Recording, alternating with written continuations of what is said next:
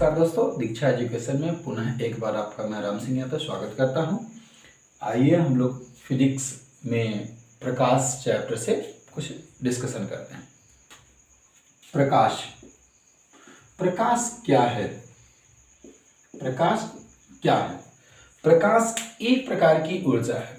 प्रकाश एक प्रकार की ऊर्जा है जो स्वयं दिखाई नहीं देती परंतु दूसरे वस्तु को दिखाने में सहयोग करती है।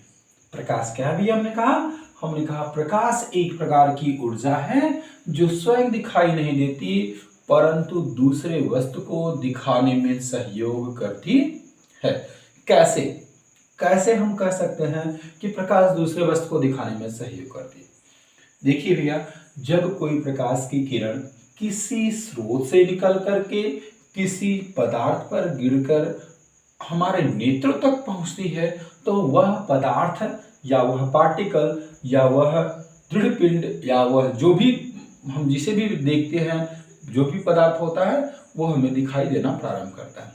जैसे देखिए, अगर अंधेरा, रूम में अंधेरा हो तो वस्तु हमें बगल में ही रखी हुई वस्तु हमें दिखाई नहीं देती। क्यों? क्योंकि वहां तक प्रकाश नहीं पहुंचता। वहां तक प्रकाश पहुंचता नहीं, और पहुंचता भी है तो वह परावर्तन के पश्चात हमारे नेत्र तक नहीं आता, इसलिए वह वस्तु हमें दिखाई नहीं देती। देखिए, अब हम प्रकाश जो है किन किन बातों पर निर्भरता करता है, प्रकाश किन किन बातों पर निर्भरता करता है और प्रकाश का परावर्तन क्या होता है देखते हैं। हम कहते हैं क्या होता है प्रकाश का परावर्तन। पहले देखते हैं प्रकाश का परावर्तन। प्रकाश का परावर्तन, देखिए परावर्तन वर्ड जो परावर्तन शब्द जो दिया गया है इसका मतलब होता है परिवर्तन होना। इसका क्या मतलब होता है? परिवर्तन होना, अर्थात मुड़ना, दूसरी दिशा की ओर जाना, मुड़ना या परिवर्तन होना। तो कहेंगे प्रकाश दूसरी दिशा की ओर चली जाती है, अर्थात मिला के यही हुआ। तो कहेंगे, हम क्या कहेंगे कि जब कोई प्रकाश की किरण किसी स्रोत से चलकर, प्रकाश का परावर्तन की परिभाषा कैसे होगी? कहेंगे जब कोई प्रकाश की किरण किसी स्रोत से निकलकर किसी चमकीले सतह, क्या कहेंगे भैया, किसी चमकीले सतह पर पड़ने के पश्चात वह अपने दिशा से विचलित हो जाती है। क्या होती है? अपने दिशा से विचलित हो जाती है, अपने दिशा से मुड़ जाती है दूसरी दिशा की ओर, अपने दिशा से मुड़ जाती है दूसरी दिशा की ओर। इस क्रिया को प्रकाश का परावर्तन कहते हैं। हमने क्या कहा? प्रकाश का परावर्तन। हमने कहा कि जब कोई प्रकाश की किरण किसी स्रोत से निकलकर किसी चमकीले पदार्थ पर पड़ने के पश्चात वह अपने दिशा को बदल देती है, अपनी दिशा से दूसरी दिशा की ओर मुड़ जाती है। इस क्रिया को प्रकाश का परावर्तन कहते हैं। अभी हमने कहा परावर्तन का मतलब होता है मुड़ना। परावर्तन का मतलब क्या होता है? मुड़ना। इसका मतलब ये होता है कि कभी प्रकाश की किरण किसी चमकीले पदार्थ पर पड़ने के पश्चात मुड़ती है तो इस मुड़ने की क्रिया को क्या कहते हैं? प्रकाश का परावर्तन कहते हैं। देखिए, प्रकाश का परावर्तन जो होता है भैया वो किन किन बातों पर निर्भर करता है वो हम देखते हैं। देखिए, प्रकाश के परावर्तन में हम कुल मिला जुला के कुछ वर्डों को हम जानते हैं। जैसे मुख्य स्रोत तो आप जो जिससे प्रकाश की किरण निकलती है उसे मुख्य स्रोत कहते हैं। प्रकाश की किरणें जिससे निकलती हैं उसे क्या कहते हैं? मुख्य स्रोत कहते हैं। जैसे सूर्य हुआ, बल्ब हुआ और चंद्रमा हुआ, लालटेन हुआ इत्यादि होते ना। और इस तल को क्या कहेंगे? जिस तल से वो परावर्तित होता है उसे परावर्तन तल कहते हैं। उसे क्या कहते हैं? परावर्तन तल कहते हैं। परावर्तन तल कहते हैं।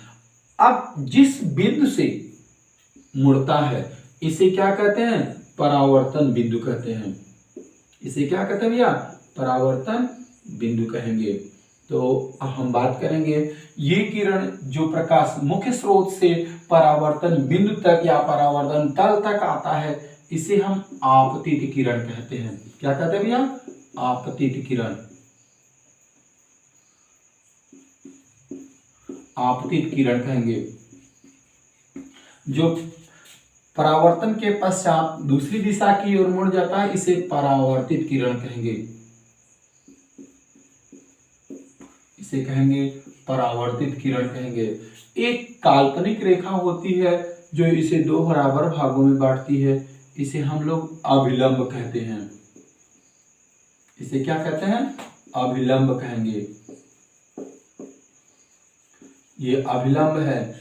अब ये कोण जो आपतित किरण और अभिलंब के बीच बनता है, इसे आपतन कोण कहेंगे।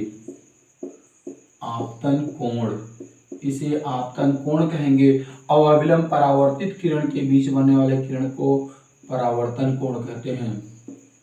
इसे क्या कहते हैं? परावर्तन कोण कहेंगे। अब हम इनकी परिभाषा बारी बारी से देख लेते हैं। क्या होता है आपतित किरण? क्या है आपतित किरण? वह किरण जो स्रोत से निकलकर, आपतित किरण क्या है? वह किरण जो स्रोत से निकल करके परावर्तन बिंदु तक आता है। हमने क्या कहा? वह किरण जो स्रोत से निकलकर परावर्तन बिंदु तक आता है, उसे आपतित किरण कहते हैं। वह किरण जो स्रोत से निकल परावर्तन बिंदु तक आता है, उसे क्या कहते हैं? आपतित किरण कहेंगे। उसके बाद क्या होता है? परावर्तित किरण। परावर्तित किरण क्या होता है भैया? कि वह किरण जो परावर्तन तल से चलकर दूसरी दिशा की ओर चली जाती हैं। परावर्तन तल से मुड़कर दूसरी दिशा की ओर चली जाती हैं, उसे परावर्तित किरण कहते हैं।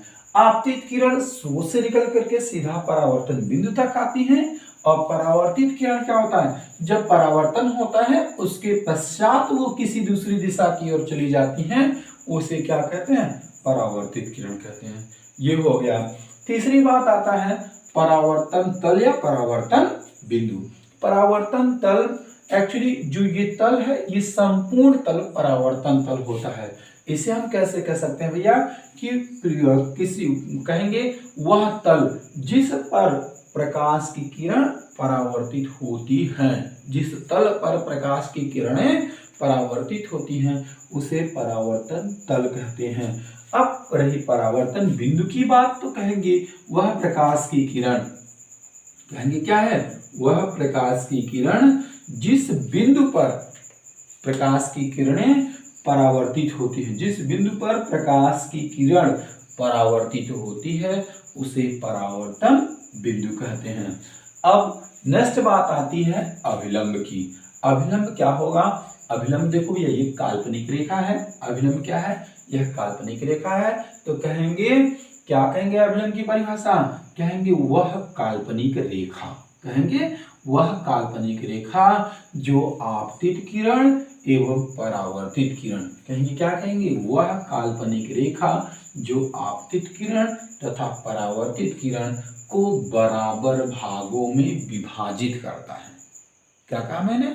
वह काल्पनिक रेखा जो आपतित किरण एवं परावर्तित किरण को दो भागों में विभाजित करता है, उसे क्या कहते हैं हम लोग? उसे कहते हैं अभिलंब।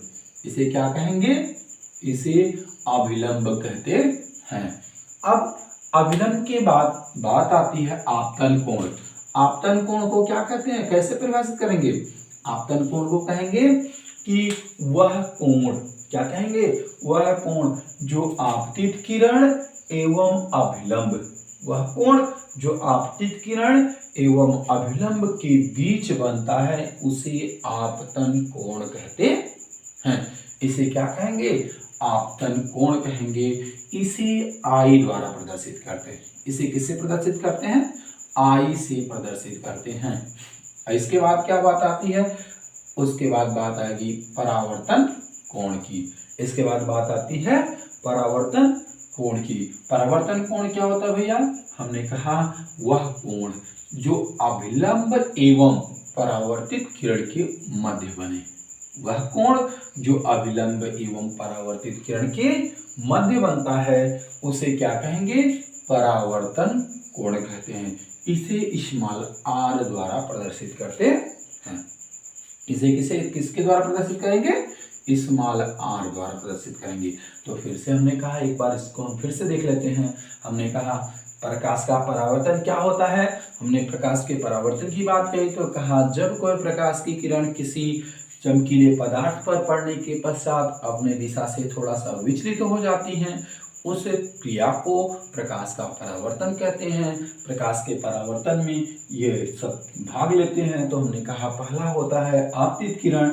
आपतित किरण क्या होता है? कहेंगे प्रकाश किसी स्रोत से निकल करके परावर्तन तल तक जो प्रकाश की किरणें आती हैं उसे आपतित किरण कहते हैं। इस तरीके से परावर्तित किरण की बात हुई तो हमने कहा परावर्तन तल या परावर्तन बिंदु से परावर्तित होने के पश्चात दूसरी दिशा की ओर जो किरणें निकल जाती हैं उसे क्या कहते हैं? परावर्तित किरण कहते हैं। परावर्तन तल की बात आती है तो कहेंगे वह तल जिस पर प्रकाश की किरणें परावर्तित होती हैं उसे परावर्तन तल कहते हैं, तथा उस बिंदु पर जिस पर भी प्रकाश की किरणें मुड़ती हैं उसे परावर्तन बिंदु कहते हैं। और इस तरीके से अभिलंब की बात आई तो हमने कहा क्या कहा कि वह काल्पनिक रेखा जो आपतित किरण एवं परावर्तित किरण को दो भागों में विभाजित करती है उसे अभिलंब कहते हैं।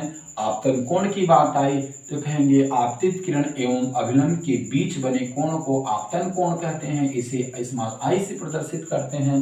परावर्तन कोण की बात आई तो हमने कहा अभिलंब एवं परावर्तित किरण के मध्य बनने वाले कोण को परावर्तन कोण कहते हैं। इस तरीके से ये पूरा हुआ। अब बात आती है परावर्तन के नियम की। परावर्तन के नियम की तो क्या है? परावर्तन के कितने नियम होते हैं और कौन कौन क्या नियम है? कहेंगे भैया परावर्तन के दो नियम होते हैं। परावर्तन के कितने नियम होते हैं?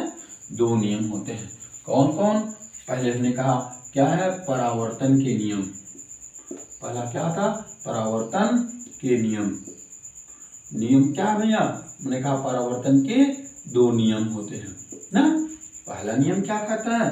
पहला नियम कहता है आपतन कोण।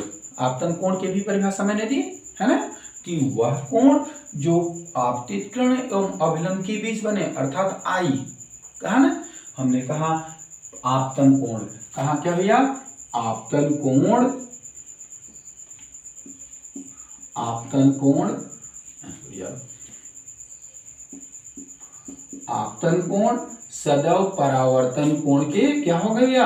सदैव परावर्तन कोण के बराबर होता है। क्या होता है? सदैव परावर्तन कोण के बराबर होता है।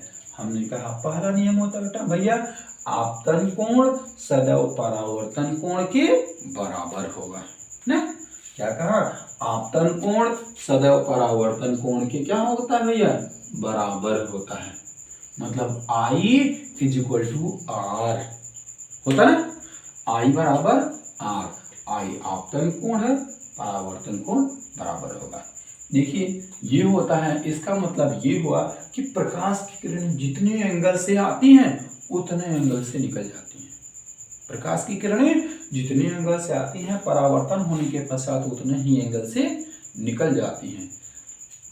इस तरीके से हमने क्या कहा? आपतन कोण सदैव परावर्तन कोण के बराबर होता है ना। परावर्तन कोण के क्या होता है? बराबर होता है ना। तो इस दूसरा नियम क्या कहता है? दूसरा नियम क्या कह रहा है आपका? दूसरा नियम कहता है भैया कि दूसरा नियम कह रहा है कि किसी परावर्तन तल पर आपतित किरण, परावर्तित किरण एवं अभिलंब पर उसकी अभिलंब पर परावर्तन, आपतित किरण, परावर्तित किरण तथा अभिलंब, ऐसे कहेंगे आपतित किरण, परावर्तित किरण तथा अभिलंब तीनों एक ही तल में होते हैं। क्या कहा मैंने? आपतित किरण, आपतित किरण, आपतित किरण, परावर्तित किरण,